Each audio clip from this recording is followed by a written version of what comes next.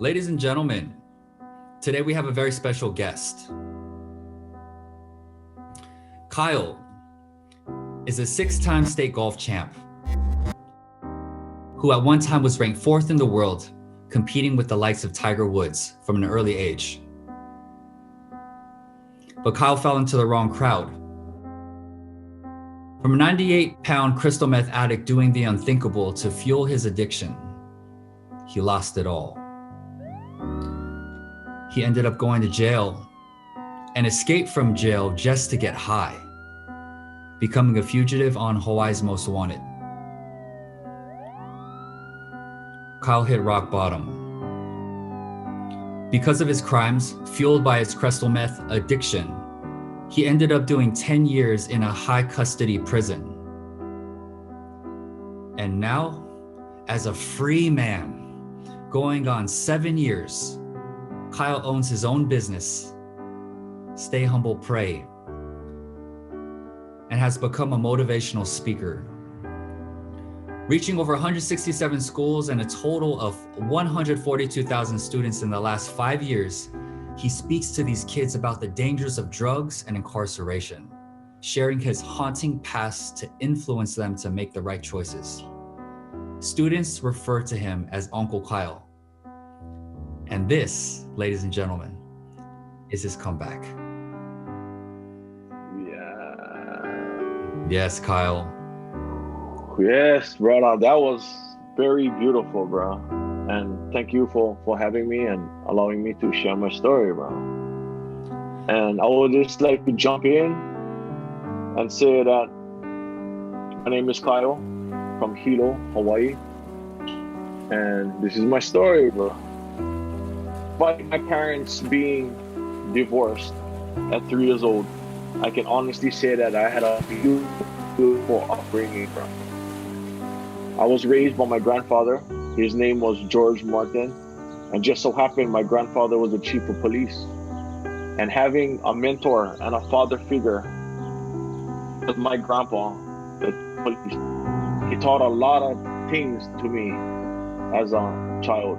He showed me love, he respect, he taught me etiquette, he showed me morals, how to have good morals, and how to be a good human being at a young age. And one thing that my grandfather taught me was the game of golf.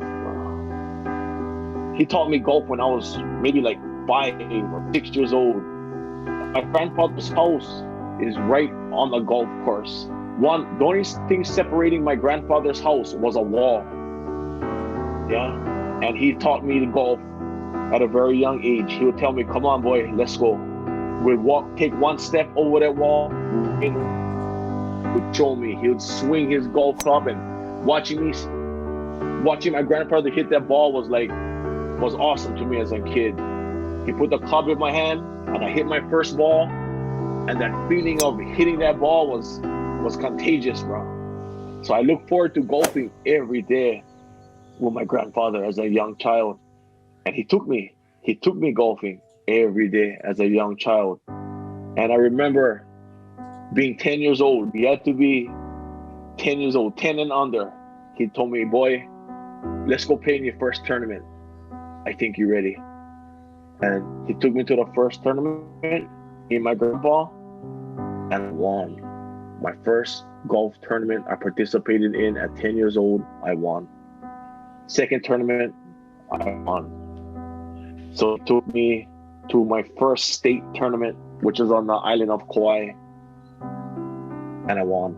At 10 years old, I won my first state tournament, which qualified me to play in a junior world championship golf tournament in Anaheim, California. So as a 10-year-old kid from Hawaii traveling to Anaheim, California to play in this biggest juniors world championship was exciting, bro. Was exciting. And I had the whole support of my island because they wanted me to win. They wanted me to win. They seen my growth in golf, and they said, everybody wish me luck and good luck, Kyle. Good luck on your journey. So I went to California That's when I met Eldrick Tiger Woods for the first time. It was a 3-day golf tournament. The first 2 days I was in the league, but the last day had all the cameras and people, and the pressure at 10 years old was kind of overwhelming for me. And the last day I did my best despite the pressure, and I came in fourth in the world. Tiger Woods came first. That was kind of like the highlight of my life at 10 years old, winning my first state title and being ranked fourth in the world at 10. That was exciting for me as a child.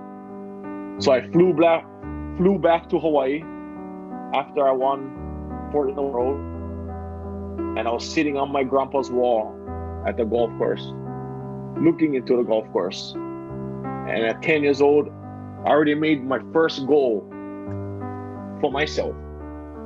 At 10 years old, my goal was everybody in junior world, in juniors, go to high school, win everybody in high school, go to college, win everybody in college, turn pro, and buy me a mansion. That was my goal at 10 years old, bro, sitting on that wall, looking into the golf course. And that's the goal I made for myself at 10 years old. And in order for me to achieve that goal, I gotta start now. This is Kyle Quilausing at 10 years old telling me I gotta start now. If you like fulfill that goal, Kyle Quilausing, you gotta start now. And you gotta put in the work, bro. You gotta put in the work to be a professional golfer. You cannot just wake up and be on pro. Everybody would be on pro if that was the case. So with that being said, I would get up early every morning from school. I would go golfing. I would walk over my grandfather's wall with my golf bag, and I would golf until I'd hear my mom yell, "Kyle, school!" Then I would run over the wall, put my golf bag down, grab my backpack, grab my school books, jump in the car, and I'll go to school. Study hard. To be a pro, you gotta get good grades in school. You gotta study hard. You gotta study hard. Boom. So I'd study hard. I'd put in my work at school.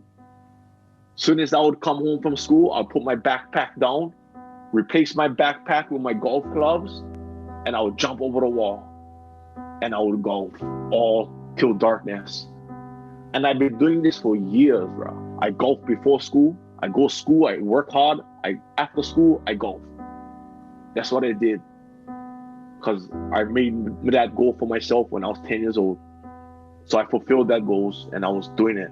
10, 11, 12, 13, 14. Go golf, go school, go golf. Because I like fulfill my goal. And my goals was being fulfilled. In junior golf, I was beating everybody, bro. And everybody knew me in Hawaii as that kid gonna go far, bro. That kid, Kyle Quilausing, he get one. His future is bright, bro. He going somewhere, this kid. Because they see me putting in the work. So junior golf, winning everybody. That goal checked off the list. High school, fast forward, high school, winning everybody again in high school. Honor roll student, I was an honor roll student, 3.5, 3.2, 3.3, 3.5, school. I had to be, and in school was very important for me because I was becoming a young man in high school. My body became strong, and I kept my body clean by not smoking weed with my friends in high school, by not drinking beer in high school, by not getting into the crowd at high school, because I had a goal that I set for myself at 10 years old on the wall by myself.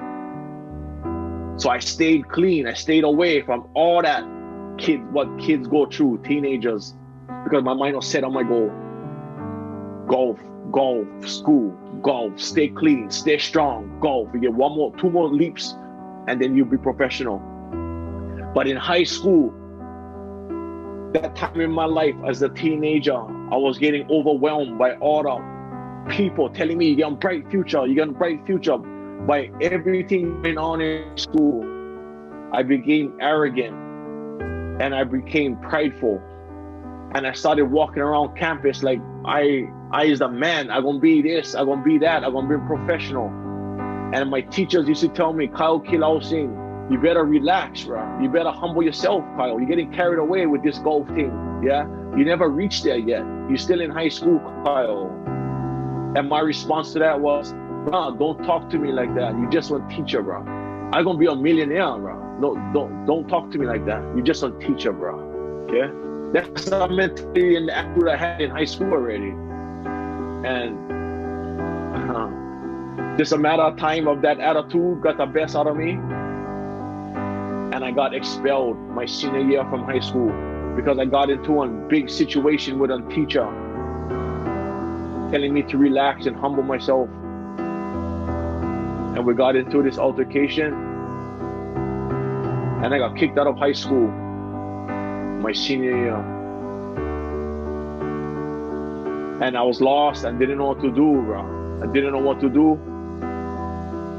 Being one 6-time state champ, being ranked 4th in the world, everybody in Hawaii looking up to me, telling me I'm gonna be one professional golfer. Now I got kicked out of school because of my arrogance, because of my pride. So now I'm Kyle Quilausing as a student who had the potential, now expelled from school. And wherever I went, to the supermarket, to my mom, wherever I went, people would look at me and they would tell me, oh, we heard what happened. You stupid ass. Oh, Kyle, you dumb, yeah? You lost your ride, bro. You lost everything right now. Everybody going to school, everybody going off to college. Not Kyle Quilausing. Because my arrogance got the best out of me. And I thought I was superior than most people. And now, 18 years old, Hilo, Hawaii, watching all my friends go away to college. And it was quite depressing as a child, putting in all that hard work, not only into golf, but into school. And now all of a sudden, I'm at a wall, bro. What you gonna do? So at 18 years old, I thought my answer at the time was to leave. You leave. Where are you going? I never did leave Hawaii only to go golf. That's it. I don't know nothing about the United States, anything. But at 18 years old, I thought going to Alaska was my escape, bro. From people telling me I'm dumb. From people telling me I'm stupid. So I told my mom, I gotta go, bro. Son, I gotta go. She said, son, where you like go, son? What you talking about, son? I gotta leave Hawaii, bro. I cannot handle these people telling me I'm dumb and I'm stupid and watching everything. So I told her I want to go to Alaska. She said, son, who you know in Alaska? I said, nobody. I just gotta get, and like I said earlier, at that time in my life, I thought that was the answer. Totally different from Hawaii. And I told my mom I want to go.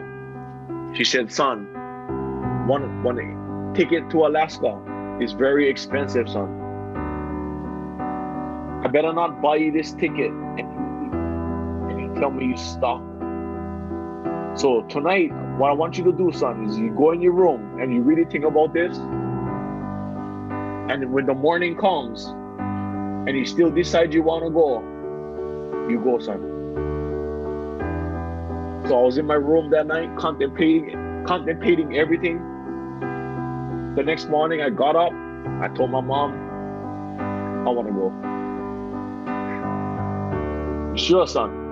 You better not call me and tell me you stuck now. You understand? I understand, mom. The next Saturday came. She dropped me off at the airport in Hilo with 2 backpacks, 18 years old. I left to a land that I'm not familiar with, to a land that I know nobody, know nothing about, just to get away from the pressures and everything I was dealing with. So I'm on a plane and I left. I reached Alaska. 18 years old, 2 backpacks. I'm in Alaska. Long story short, I was in Alaska for 5 years. 3 beautiful kids, Ikaika, Kaimana, and Kaikala. I had 3 kids in Alaska, 5 years up there. One morning I get up,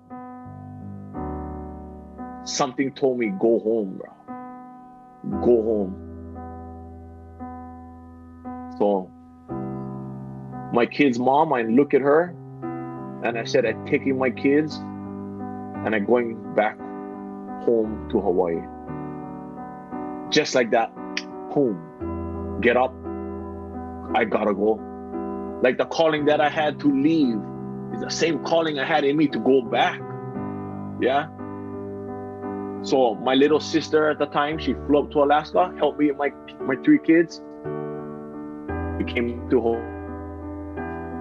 where I was born and raised my whole life, to the place that was a state champ, to the place that I home. Yeah, and when I reached home, which was Hawaii, everywhere I went, people was on crystal meth. I don't know nothing about crystal meth. I don't know nothing about drugs. I don't know nothing about that kind of things. So now I'm home, and it was just a matter of time before I became a crystal meth addict like everybody else.